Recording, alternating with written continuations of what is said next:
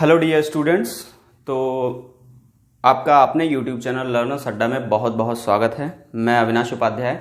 जैसा कि मैंने आपको पिछले लेक्चर में फिजिक्स के क्लास 10th के लाइट चैप्टर के बारे में थोड़ा सा एक ब्रीफ इंट्रोडक्शन दिया था और हम जस्ट स्फेरिकल मिरर्स में पहुंचे थे। तो हमने जहां तक किया था उसके जस्ट आगे से हम स्टार्ट करेंगे। तो हमने पढ़ा क्या था लास्ट में, जो हमारा रेडियस ऑफ कर्वेचर होता है स्फेरिकल मिरर्स का, वो उसके फोकल लेंथ के जस्ट 2 टाइम्स होता है। यही मैंने बताया था। उसके बाद हमने वीडियो को एंड किया था।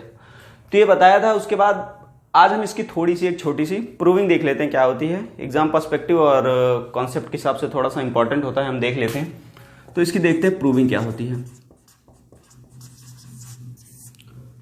चलिए एक हम मिरर लेते हैं। हम ले लेते हैं एक कॉन्वेक्स मिरर। मान लेते हैं हमारा कोई इनफाइनाइट से एक लाइट रे इंसिडेंट हुई हमारे मिरर पर। तो ये मिरर का पोल है, ये उसका सेंटर है और ये उसका मान लेते हैं कहीं पे फोकस है। तो हमने फिर इससे नॉर्मल ड्रॉ किया। हमने इससे उसका नॉर्मल ड्रॉ किया। तो ये लाइट रे कुछ इस तरह रिफ्लेक्ट होगी, लेकिन वो हमें इस तरह से कहीं बाउंस बैक होके हमारे फोकस पे कन्वर्ज होती हुई दिख रही होगी। एक्चुअली होती नहीं है, क्योंकि हमारा कॉन्वेक्स मिरर जो है सभी केसेस में वर्चुअल इमेज ही बनाता है। तो ये हमारा क्या है, फोकस है। फोकस पे जैसा कि मैंने आपको बताया था कि पैरेलल प्रिंसिपल एक्सिस के पैरेलल आ रही रेज जो कि इन्फिनाइट से आती हैं, वो हमारे फोकस पे आके कन्वर्ज होती हैं। तो हम मान लेते हैं हमारा जो एंगल ऑफ इंसिडेंस है वो क्या है, थीटा है।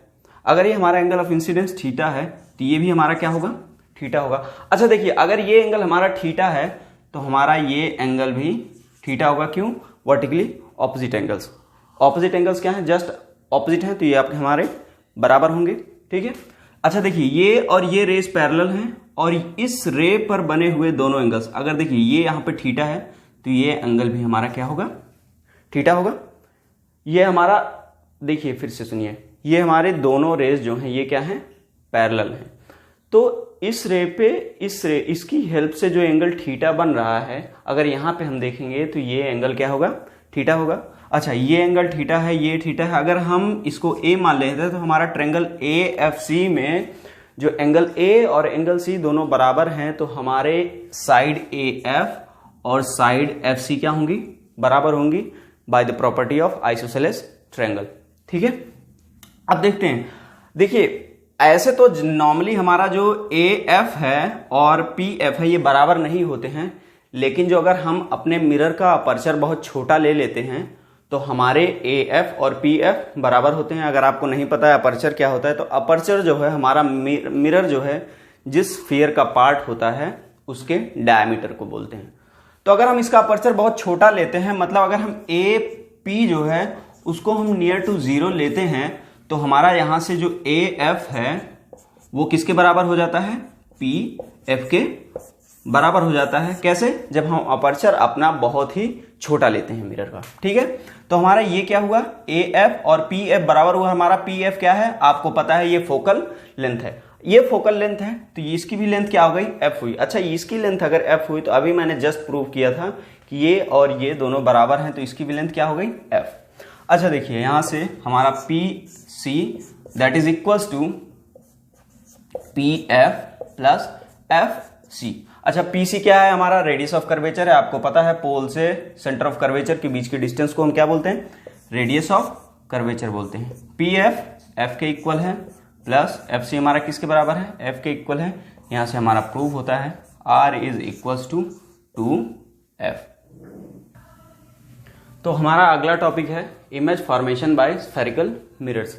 अच्छा, इमेज फॉर्मेशन करने से पहले हम थोड़ा सा ये जान लेते हैं कि कुछ रूल्स होते हैं, कुछ गाइडलाइंस होती हैं इमेज फॉर्मेशन की बाय स्फेरिकल मिरर्स। उन पे हम जान लेते हैं। उनमें से पहला क्या है हमारा, अगर कोई रे जो है इस पे किसी मिरर पे ऑब्लिकली प्रिंसिपल एक्सिस के से होके पोल के पास इंसिडेंट होती है, तो वहां से वो ऑब्लिकली ही रिफ्लेक्ट हो जाती है। जिसमें जो सबसे इंपॉर्टेंट बात होती है कि इसमें जो नॉर्मल का काम करता है वो हमारा जो प्रिंसिपल एक्सिस होती है ये हमारे नॉर्मल की तरह एज ए नॉर्मल वर्क करता है। तो यहाँ पे एक स्टेटमेंट लिखी हुई है, if a ray incidence obliquely on plane mirror spherical mirror at point P it will be reflected obliquely, it will be reflected obliquely. तो हमारा जो दूसरा पॉइंट है इसमें guidelines for image formation by spherical mirrors, वो क्या कहता है उसको देख लेते हैं। पहले हम स्टेटमेंट पढ़ते हैं। तो हमारी स्टेटमेंट क्या है, if a ray is parallel to the principal axis then after reflection it will pass through focus and vice versa. Vice versa का मतलब क्या है कि यहाँ पे क्या कह रहा है, कहा जा रहा है, स्टेटमेंट क्या कह रही है कि अगर मान लो कोई रे हमारी प्रिंसिपल एक्सिस के पैरेलल आकर हमारे मिरर से रिफ्लेक्ट होती है तो आफ्टर रिफ्लेक्शन ये कहां से पास होगी, फोकस से पास होगी। ये बात मैं आप लोगों को पहले भी बता चुका हूं। वाइसे वर्सा मींस जस्ट इसका ऑपोजिट, इसका इनवर्स क्या है कि अगर कोई रे फोकस से होके मिरर पे इंसिडेंट होती है तो ये रिफ्लेक्शन के बाद पैरेलल होके चली जाएगी। तो हमारी थर्ड एंड लास्ट स्टेटमेंट क्या है, guidelines of image formation by spherical mirrors क्या कहती देखते हैं। स्टेटमेंट देखते हैं पहले, if a ray is passing through centre of curvature then after reflection ray will retrace its path. इसको मैं थोड़ा एक्सप्लेन करता हूं प्रॉपर क्या होता है ये। इसका मतलब क्या है कि अगर मान लीजिए कोई रे जो है हमारी वो सेंटर ऑफ कर्वेचर से पास हो रही है तो वो अपने उसी रास्ते पर वापस लौट जाती है रिफ्लेक्शन के बाद। तो रिट्रेस का मतलब यही होता है कि वो जस्ट अपना वही पाथ जो है वो रिपीट करती है। तो देखिए ये जो है इसको एक और नाम से जाना जाता है, इसको बोला जाता है नॉर्मल इंसिडेंस। नॉर्मल इंसिडेंस क्या होता है कि जब भी कोई भी मिरर हो, प्लेन मिरर हो, स्फेरिकल मिरर हो, कैसा भी मिरर हो, जब कोई रे 90 डिग्री के एंगल पर सरफेस को हिट करती है तो वो जस्ट अपने उसी पाथ पर लौट जाती है, जिसमें एंगल ऑफ इंसिडेंस और एंगल ऑफ रिफ्लेक्शन जो होता है वो क्या होता है, एंगल ऑफ इंसिडेंस और एंगल ऑफ रिफ्लेक्शन जो होता है वो क्या होता है, 0 डिग्री होता है। किसमें, नॉर्मल इंसिडेंस में। तो ये पूछा जा सकता है, इंपॉर्टेंट है एग्जाम पर्सपेक्टिव से, कि नॉर्मल इंसिडेंस में angle of incidence angle of reflection कितना होता है, तो वो 0 होता है। वो कितना होता है, 0 होता है। ठीक है, तो अब हमारा अगला टॉपिक क्या है, image formation bye concave mirror. Concave mirror से इमेज फॉर्मेशन कैसे होती है, चलिए पहले हम उसके लिए 2 केसेस लेते हैं। पहला केस क्या है, ऑब्जेक्ट हमारा कहां पे है, इन्फिनिटी पे है। ऑब्जेक्ट कहां पे है, इन्फिनिटी पे है। तो पहली बात तो ये देखिए कि इमेज फॉर्मेशन के लिए आप एक चीज जब भी बोर्ड पेपर्स में या टेस्ट में या जहां भी देंगे तो उसके लिए हमेशा 2 रेज लेंगे, 1, 2 या 3 या 4 नहीं, स्पेसिफिकली मैं बता रहा हूं आप 2 रेज ही लेंगे। 2 रेज उठाएंगे और उससे इमेज फॉर्मेशन थोड़ा सा इजी हो जाता है। चलिए देखिए, ऑब्जेक्ट इन्फिनिटी पे मैंने 2 रेज ली, दोनों कहां से आ रही हैं, जाहिर सी बात है ऑब्जेक्ट कहीं इन्फिनिटी पे है, हमें दिख नहीं रहा है, बहुत दूर है। ठीक है, तो फिर बहुत दूर है तो वहां से रेज कैसे आएंगी, पैरेलल आएंगे। जैसा मैंने आपको अभी जस्ट थोड़ी देर पहले बताया था कि पैरेलल आ रही रेज रिफ्लेक्शन के बाद कहां पे कन्वर्ज होती हैं, फोकस पे कन्वर्ज होती हैं। तो हमारा इमेज हमारी कहां पे बनेगी, यहां पे फोकस पे बनेगी। तो आप देख पा रहे होंगे कि इमेज बहुत ही छोटी बन रही है और रेज जो है एक्चुअली इंटरसेक्ट कर रही है। तो इमेज कैसी होगी, रियल बनेगी, छोटी बनेगी और कहां पे बन रही है, फोकस पे बन रही है। तो देख लेते हैं इमेज कैरेक्टरिस्टिक्स क्या है। सबसे पहले क्या है कि इमेज की साइज क्या होगी, इमेज जो है हमारी वो क्या होगी, पॉइंट साइज्ड होगी।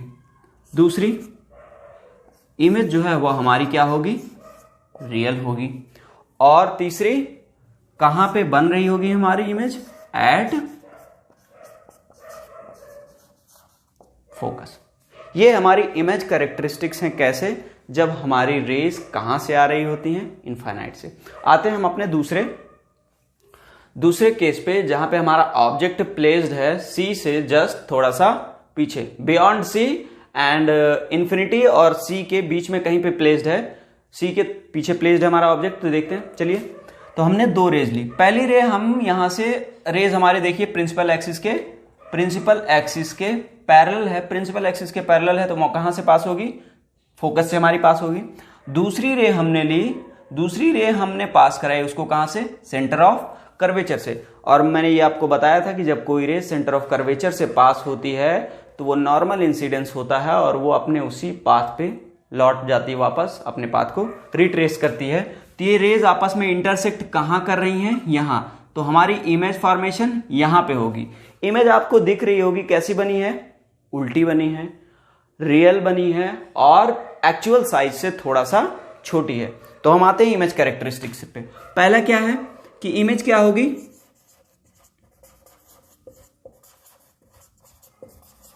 डिमिनिश्ड होगी। डिमिनिश्ड का मतलब क्या है? उसकी साइज जो है कंप्रेस्ड है। दूसरा, रियल बनेगी। और तीसरा, इमेज की पोजीशन क्या होगी? इमेज की पोजीशन जो होगी वो सेंटर ऑफ कर्वेचर और फोकस के बीच में कहीं पे होगी। तो कहां पे होगी? Between focus and centre of curvature. कहां पे होगी? फोकस और सेंटर ऑफ कर्वेचर के बीच। तो हम तीसरा केस लेते हैं इमेज फॉर्मेशन का बाई कॉन्केव मिरर। तीसरा केस हमारा क्या है? जब हमारा ऑब्जेक्ट किस पे प्लेस्ड हो? सेंटर ऑफ कर्वेचर पे। तो हमारा ऑब्जेक्ट कहां पे प्लेस्ड है? सेंटर ऑफ कर्वेचर पे प्लेस्ड है। तो हम दो रेज, जैसा कि मैंने आपको बताया कि इमेज फॉर्मेशन के लिए आप स्पेसिफिकली हमेशा दो रेज ही चुनेंगे। पहली रे हमने ली, पहली रेज यहां से हमने पैरेलल ड्रॉ करी, तो वो कहां से पास होगी? ऑब्वियस सी बात है, वो कहां से पास होगी? फोकस से पास होगी। दूसरी रे आप हमारे देख पा रहे होंगे कि हमने यहां से किसको कहां से पास कराई है? फोकस से पास की। तो आफ्टर रिफ्लेक्शन ये जो है पैरेलल जो है रिफ्लेक्ट हो जाएगी। तो आप देख पा रहे होंगे इंटरसेक्शन पॉइंट कहां पे है दोनों रेज का? यहां पे। तो हमारी इमेज जो देख पा रहे हैं आप, क्या है? जितना बड़ा हमारा ऑब्जेक्ट था सेम उसी साइज की इमेज बनी है, जस्ट ऑब्जेक्ट के नीचे। तो हम इमेज की कैरेक्टरिस्टिक्स की बात कर लेते हैं। सबसे पहला क्या है कि इमेज जो है वो हमारी क्या है? सेम साइज की है एज आवर ऑब्जेक्ट इज। दूसरा क्या है? इन्वर्टेड है, आप सबको दिख रही होगी। और इन्वर्टेड है और रेज देखिए एक्चुअली आफ्टर रिफ्लेक्शन कहीं पे मिल रही हैं, इंटरसेक्ट कर रही हैं। दैट मीन्स जो इमेज है वो रियल है। इमेज कैसी है? हमारी रियल है। तो हमारी इमेज की कैरेक्टरिस्टिक्स क्या क्या हैं? सेम साइज है ऑब्जेक्ट की, रियल है और इन्वर्टेड है। और कहां पे बन रही है? At centre of curvature. कहां पे बन रही है? सेंटर ऑफ कर्वेचर पे, जस्ट जहां पे ऑब्जेक्ट प्लेस्ड था उसके। तो हम आते हैं अपने चौथे केस पे। हमारा क्या है चौथा केस? जब हमारा ऑब्जेक्ट कहां पे रखा हो? सेंटर ऑफ कर्वेचर और फोकस के बीच में कहीं। जरूरी नहीं है मिड वे हो, कहीं पे भी हो सकता है, यहाँ पे बीच में, यहाँ पे हो सकता है, यहाँ पे हो सकता है, या बीच में भी हो सकता है। तो हम दो रेज लेते हैं। पहली रेज हम यहाँ से पैरेलल ड्रॉ करते हैं प्रिंसिपल एक्सिस के। तो वो आफ्टर रिफ्लेक्शन कहां से पास होगी? फोकस से पास होगी। आपको दिख रहा होगा फोकस से पास होगी, कहीं इधर रिफ्लेक्शन के बाद जा रही है। दूसरी रे हमने अपनी कहां से ड्रॉ करी? सेंटर ऑफ कर्वेचर से। वो अपने पाथ को रिट्रेस करेगी, नॉर्मल इंसिडेंस मैं आपको बताया था। और यहां पे कहीं पीछे जाके, सेंटर ऑफ कर्वेचर के पीछे जाके कहीं ये दोनों रेज मिल रही हैं आपस में। तो आपको दिख रहा होगा इमेज जो है वो इन्वर्टेड है, हाईली इनलार्ज्ड है और एक्चुअली रे मिल रही हैं कहीं पे आके, आप इंटरसेक्ट कर रही हैं, तो रियल इमेज है। तो हम इमेज कैरेक्टरिस्टिक्स की बात कर लेते हैं। सबसे पहला क्या है? इमेज जो है नॉर्मल, हाईली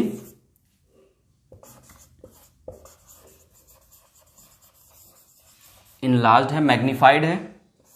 दूसरा क्या है कि इमेज हमारी कैसी है? रियल है। और कैसी है? इन्वर्टेड है। और लास्ट क्या है? कहां पे बन रही है? बियॉन्ड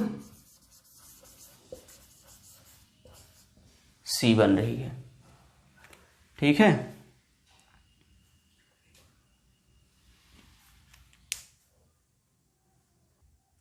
तो एक बार फिर से रिपीट करता हूं मैं कि ऑब्जेक्ट जब हमारा सी और एफ के, मतलब हमारे सेंटर ऑफ कर्वेचर और फोकस के बीच में प्लेस्ड होगा, तो हम दो रेज लेंगे वही अपने। पहली रे हमने यहाँ से पैरेलल ड्रॉ करी, इसके टिप से, ऑब्जेक्ट के टिप से पैरेलल ड्रॉ करी, तो वो कहाँ से पास होगी, फोकस से पास हो रही है। और दूसरी रे हमने ली, हमने कहाँ से ड्रॉ करी, सेंटर ऑफ कर्वेचर से ड्रॉ करी। तो ये नॉर्मल इंसिडेंस है, मैं आपको बता चुका हूँ, ये अपने पाथ को रिट्रेस करेगी। तो कहीं सेंटर ऑफ कर्वेचर से पीछे जाके ये दोनों लाइन्स, रेज आपस में इंटरसेक्ट कर रही हैं, तो यहाँ पे हमारी कहीं इमेज बन रही है। तो ये इमेज आपको दिख रहा होगा, नॉर्मल ऑब्जेक्ट से काफ़ी मैग्नीफाइड है, बड़ी है और इन्वर्टेड है, और रे एक्चुअली कट कर रही हैं, तो ये रियल है। और कहाँ पे बन रही है, सेंटर ऑफ कर्वेचर के कहीं पीछे। तो आपको जो इमेज कैरेक्टरिस्टिक्स हैं वो कुछ इस तरह से हैं। हाईली इनलार्ज्ड है image, as you can see, real है, इन्वर्टेड है, और कहाँ पे बन रही है, सी के पीछे। तो बढ़ते हैं हम अगले केस पे अपने। अगला हमारा क्या है, इमेज फॉर्मेशन में बाई कॉनकेव मिरर पे फिफ्थ केस पे आते हैं, जिसमें हमारा ऑब्जेक्ट कहाँ पे प्लेस्ड है, एट फोकस। तो देखिए, जब हमारा ऑब्जेक्ट फोकस पे प्लेस्ड होता है तो हम दो रेज, एज यूजुअल दो रेज लेंगे। पहली रे हमने पैरेलल ड्रॉ करी प्रिंसिपल एक्सिस के, जो आफ्टर रिफ्लेक्शन कहाँ से पास होगी, फोकस से। फोकस से पास होगी तो ये आफ्टर रिफ्लेक्शन इधर जा रही है, फोकस से पास होके। दूसरी रे हमने पास करी कहाँ से, from centre of curvature. Centre of curvature से कोई भी रे हम जब ड्रॉ करते हैं, तो मैंने आपको बहुत बार बताया है कि नॉर्मल इंसिडेंस होता है, ये रे अपना पाथ रिट्रेस करेगी। और आप देख पा रहे होंगे कि ये दो लाइंस आपस में कैसी हैं, पैरेलल हैं। आपस में ये पैरेलल हैं, दैट मीन्स ये इन्फिनिटी की तरफ टेंड कर रही हैं, इन्फिनिटी की तरफ बढ़ रही हैं। तो इसमें जो इमेज बनेगी, रियल बनेगी, हाईली मैग्नीफाइड होगी, काफी साइज में, रियल एक्चुअल ऑब्जेक्ट से काफी बड़ी बनेगी, हाईली मैग्नीफाइड होगी और इन्वर्टेड होगी। तो इमेज कैरेक्टरिस्टिक्स की बात कर लेते हैं। सबसे पहली क्या है, हाईली मैग्नीफाइड होगी। दूसरा क्या है, कहां पे बनेगी, एट इंफिनिटी पे बनेगी। और इमेज क्या होगी, रियल होगी एंड इन्वर्टेड होगी, रियल होगी एंड इन्वर्टेड होगी। अब आते हैं हम अपने लास्ट केस पे, कॉनकेव मिरर के इमेज फॉर्मेशन में, जब हमारा ऑब्जेक्ट फोकस और पोल के बीच में कहीं पे प्लेस्ड हो। तो हम लेते हैं एक अपना इमेज लेते हैं, ऑब्जेक्ट लेते हैं। ऑब्जेक्ट हमने यहां पे प्लेस्ड किया, तो पहला हमने जो रे डायग्राम बनाया, रे हमने ऑब्लिकली पोल पे इंसिडेंट कराई, आफ्टर रिफ्लेक्शन वो रे इधर गई। अच्छा, फिर हमने दूसरा क्या लिया, दूसरी रे क्या ली कि हमने उसको सेंटर ऑफ कर्वेचर से पास कराई, तो वही नॉर्मल इंसिडेंस अपना पाथ रिट्रेस करेगी। तो आप देख पा रहे होंगे कि ये रेज जो है एक्चुअली मिलती नहीं है कहीं, एक्चुअली में ये कहीं मिलती नहीं है, but they are tending to meet beyond the mirror के पीछे ये कहीं पे मिलती हुई दिख रही हैं। तो हम इनको पीछे बढ़ाएंगे जब, तो यहाँ पे कहीं पे ये मिल रही हैं। तो आपको दिख रहा होगा कि इस केस में, और ये एक ऐसा ही कि अकेला केस है कॉनकेव मिरर के, उसमें जब ये वर्चुअल इमेज बनाता है, जब हमारा जो ऑब्जेक्ट है वो फोकस और पोल के बीच में कहीं पे प्लेस्ड होता है। तो इमेज कैरेक्टरिस्टिक्स की बात कर लेते हैं। तो आपको दिख रहा होगा कि इमेज क्या है, मैग्नीफाइड है। मैग्नीफाइड का मतलब क्या है, हमारे ऑब्जेक्ट से बड़ी है, हमारे ऑब्जेक्ट से इनलार्ज्ड है थोड़ी सी। आपको दिख रहा होगा कि इमेज कैसी है, इरेक्ट है और वर्चुअल है। क्या है, वर्चुअल है, इरेक्ट है, और कहां पे बन रही है, बियॉन्ड मिरर और बिहाइंड मिरर। कहां पे बन रही है, या तो मिरर के पीछे बन रही है, इनलार्ज्ड है, इरेक्ट है, वर्चुअल है और मैग्नीफाइड है।